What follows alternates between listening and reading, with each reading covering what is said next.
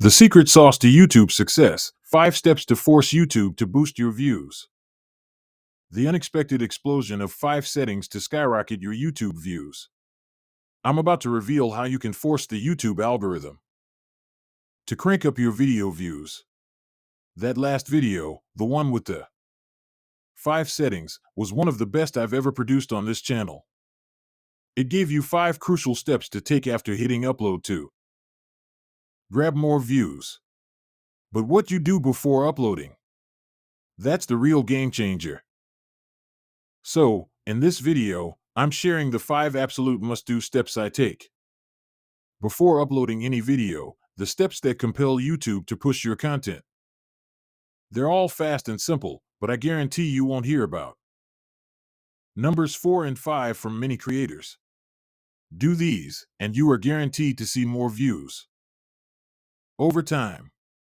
First, you have to remember one thing: YouTube's goal is to keep eyes on the platform longer. More watching means more profit for them, and for you if you partner with them. Imagine 122 million people use YouTube every single day.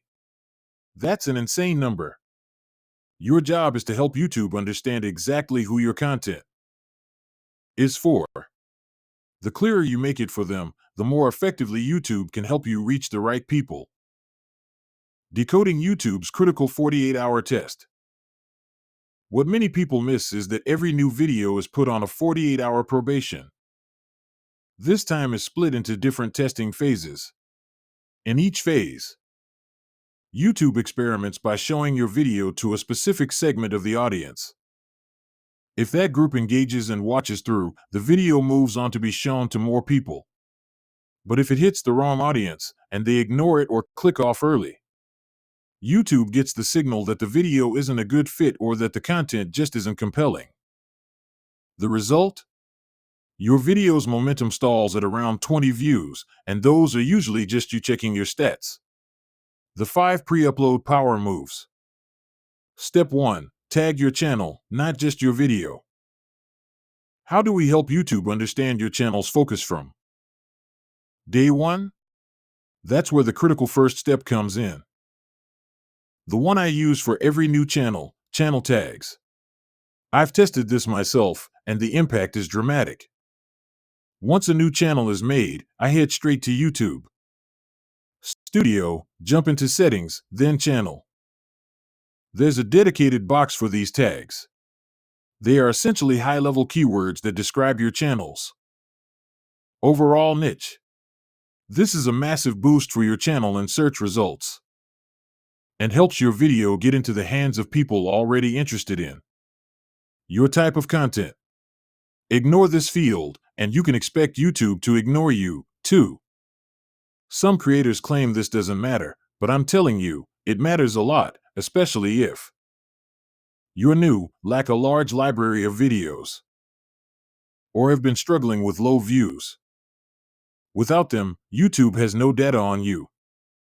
It doesn't understand your target audience. When you upload, it struggles to find a home for your video.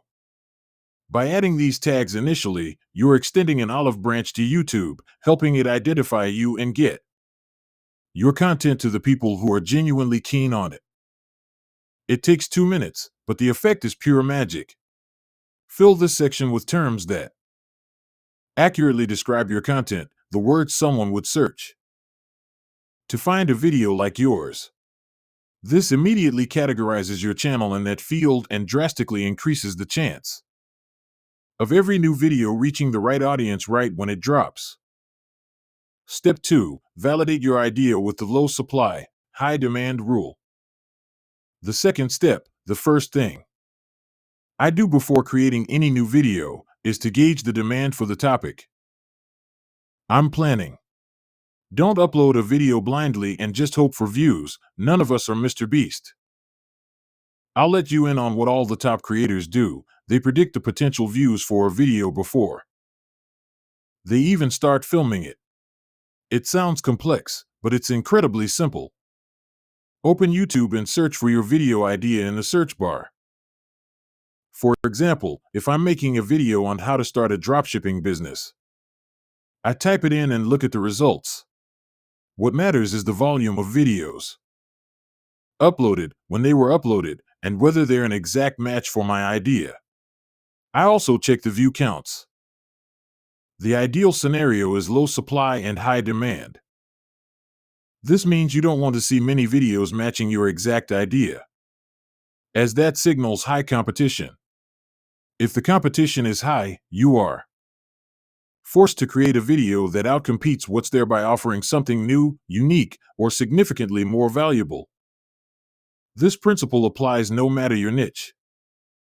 You can use the search filters to check upload time, view count, etc. If you're underestimating this, remember that YouTube is fundamentally a search engine. People are looking for solutions to problems, answers to questions, or specific content.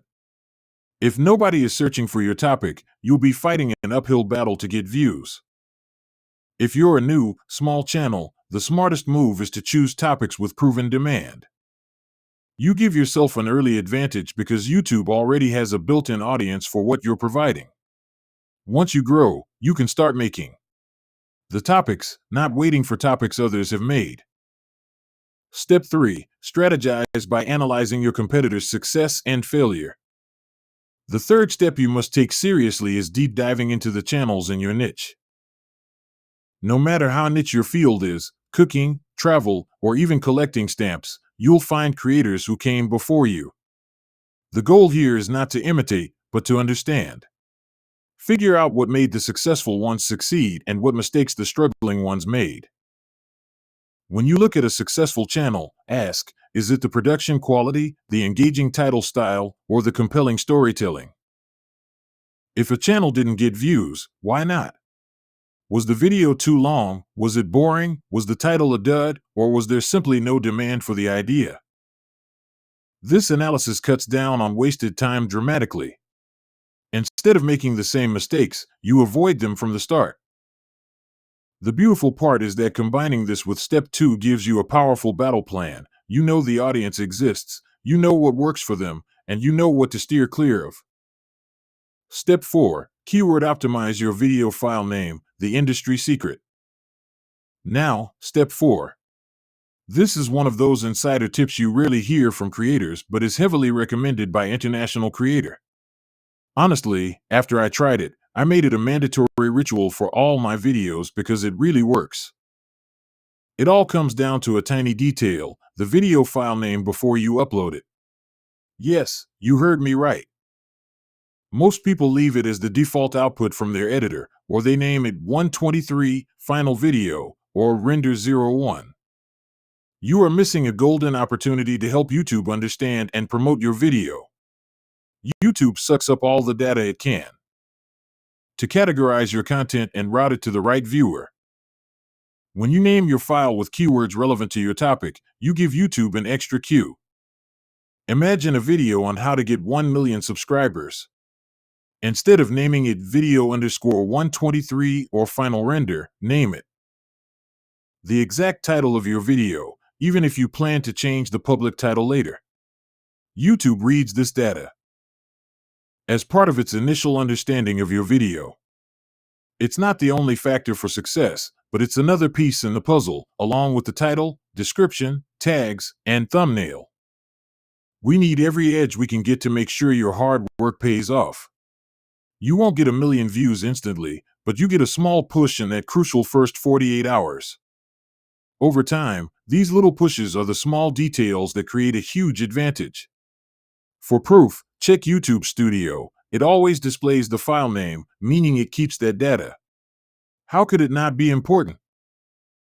Step 5. Use the unlisted 24-hour hold power play. And this, truly, is the cherry on the cake.